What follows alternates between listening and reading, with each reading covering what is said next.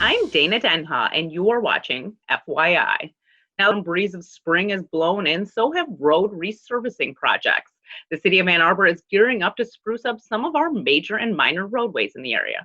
Joining me is David Dykman, civil engineer for the City of Ann Arbor, here to fill us in on the upcoming projects and how to steer clear of the construction. Welcome to the show, David. Thank you, Danny. Thank you for having me this afternoon. So yeah, like I said, I guess maybe it's a little bit better for road construction at the moment because there's less cars out there. So it's not as big of a deal. It's not going to have as much of an impact on people commuting in and out of work. But why don't you tell me what is the Resurfacing and Capital Preventative Maintenance Program all about? So there are actually two different programs. We have the street resurfacing program, and then we have the city's capital preventative maintenance program. Mm-hmm. They're both used to address the condition of the city's major and minor street networks.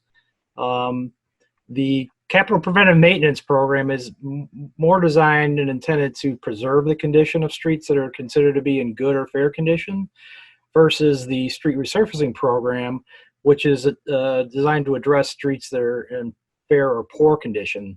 They generally involve the removal of asphalt pavement, where the preservation projects are adding a surface or a seal to the top of the existing pavement. Mm-hmm. So those ones are pretty quick then, those ones where you're just, because I think they did it on Packard 2 years ago, and I was like shocked by how fast that was done. Correct. Yes, we did do Packard. Actually, that was last construction season, last spring. Okay. So how time flies.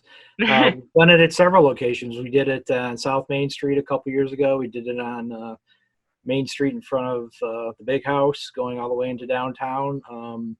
We've also done it out on North Maple Road and over on here on Parkway. And those projects, yes, they do have a tendency to go by pretty quick.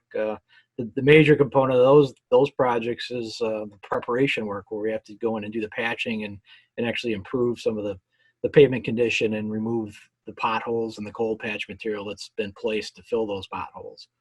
So you're kind of talking about this currently. So, I mean, what we were going to do here is kind of talk about some commonly asked or questions or concerns that you might have with, people living in the area, businesses, stuff like that. So when we talk about these improvements, other than road resurfacing, what can people expect to see before, during, and after the projects are completed? So before, you will generally see city staff out marking up the areas to be removed or addressed during construction. You may see a survey crew out working and putting stakes in the ground to identify and help the contractor with work. Utility companies will come out and mark the existing location of utilities, so the contractor knows that those are in the site area and can take precautions not to hit those particular utilities. So well, how are the streets chosen? Because everyone lives in a neighborhood where they're like, oh, my street could use some work. I mean, like, how are they listed as important, and who's paying for the work? So the city has a pavement asset management plan, and part of that plan, we go out and rate or evaluate the condition of the streets on a 3-year rotation. The condition rating is based on a scale from 1 to 10, 10 being excellent or very good condition, and 1 being the poorest or failed type of condition. The resurfacing project in general focuses on streets that are rated anywhere between 1 and 4 in condition. Okay. And you had a second part to that question. Yeah, how are they, who's paying for the projects? Where does this money come from? So the money generally comes from, on the local streets, the city's street millage. On the major streets, it could be funded through the street millage or the county road millage. We also use gas and weight tax monies provided by the state of Michigan for some of the project locations, but primarily it comes from city street millage or county road millage. And so let's say you have a road resurfacing or road construction project by your house or your business. Are you notifying people ahead of time that they will be having a project upcoming, and how will they continue to stay informed as the project evolves? So we will be sending, for the most part, postcard mailings out to all property owners located on any of the streets that we plan to address this construction season. That is with exception to the first phase of our local street portion of the resurfacing project, because that's scheduled to start here relatively soon. We just don't feel like we have a proper timing to get those notices out. So we'll be sending out door to door, providing a flyer with, it's usually a 2-page flyer with detailed information about the project. When it's basically all the information that's concerning the project, and those are typically placed in the door. Usually it's a a cardstock type flyer that's orange in color. It's usually brightly colored, so it's noticeable. So read it, don't throw it away, right? Please read it. It contains almost all the information about the particular project that's going to be going on their street. So if you have additional questions, who is the best person to contact? Do you go to A2Fix-It? How does that work? So on that flyer I mentioned, and also on the postcard mailing that we'll be sending out, has my contact information on there as the project manager.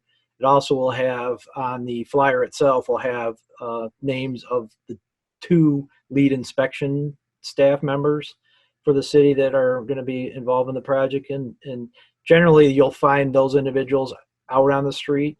If residents or business owners have a particular question and they see a city vehicle parked out on the street, that's generally one of those inspectors is in that vehicle, and they can feel free to approach them and ask them the questions. Otherwise, they can contact me via my cell phone, which is provided on the flyer, or via my email.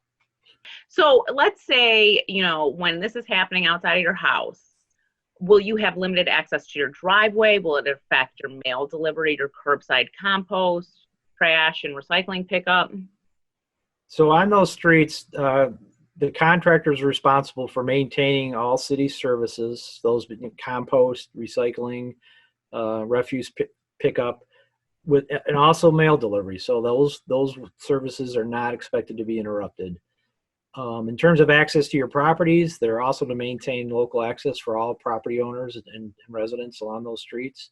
The only times where there may be impacts is if the project itself calls for something to be done to your driveway or your driveway approach. And that if that happens, the contractor will notify the particular resident that we're going to be removing a portion of the curb or the curb apron or the driveway apron in front of their house. And they can expect to probably be out of service for 3 to 4 days while they do the removal work and then put it back, and while the concrete cures. We try to provide parking out front of those residents when that work is occurring, so they're not having to walk, extended lengths of sidewalk or places, having to park around the block or something and walk to their house. So we generally can accommodate that. So. Well, what about, I think this is something that people always think about when there's construction happening. Will there be a smell? Will it be dusty? Will it be noisy? You definitely can expect dust and noise. Some of the dust is dependent on, again, what exactly is involved in the work. For those projects where we're actually taking all the pavement off and going down to the gravel base, you definitely are going to see dust out there. The contractor's required to provide dust control. Will either come through and spray the road down with water just to maintain the dust levels so they're acceptable. Noise is also a factor because, of course, construction equipment is loud and noisy, so that can be expected. In terms of smell, really the only smell that's noticeable is when we're actually placing the new asphalt and doing the paving work. That product has an odor that it gives off, but you have to be in pretty close proximity to actually notice that. Yeah. So. What about, people have personal property like irrigation systems, invincible fences, and landscaping and stuff like that located in the public right-of-way. Will construction impact this for people? It potentially could. As part of the flyer that I mentioned, we speak to that.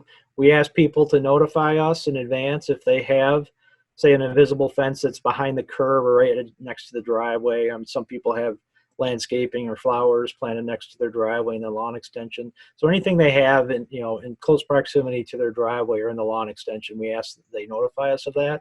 If they have an irrigation system and they can mark the sprinkler heads, that's perfect. That way we can see those and we can try to protect them as much as we can.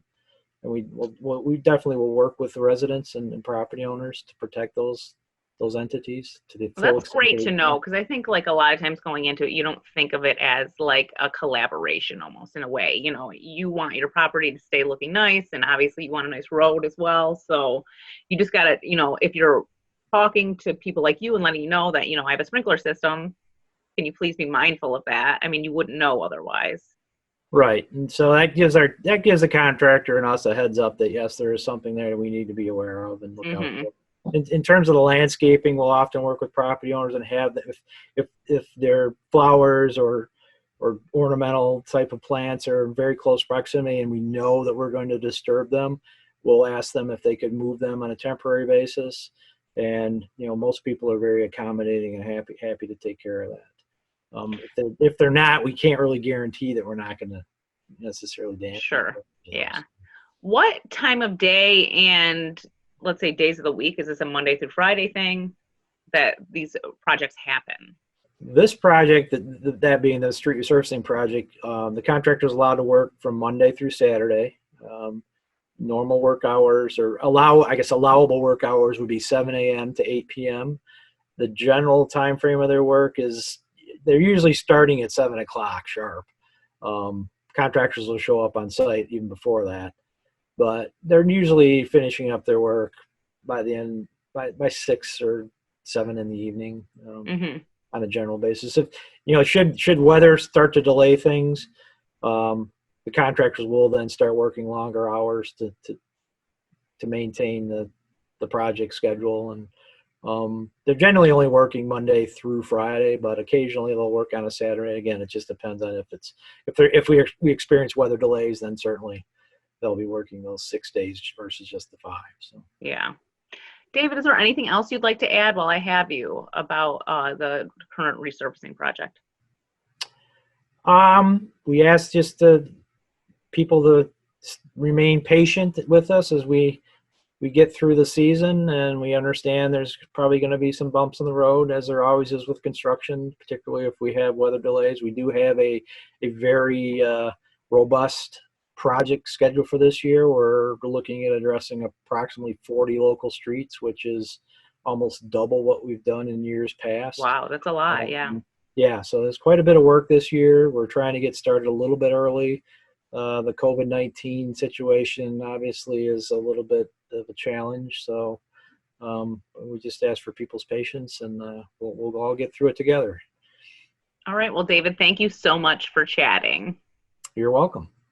For more on this and other programs, visit a2gov.org/CTN. Visit youtube.com/CTN Ann Arbor to see all that we have to offer. And remember to like, comment, and share. Thanks for watching, and tune in next time. FYI.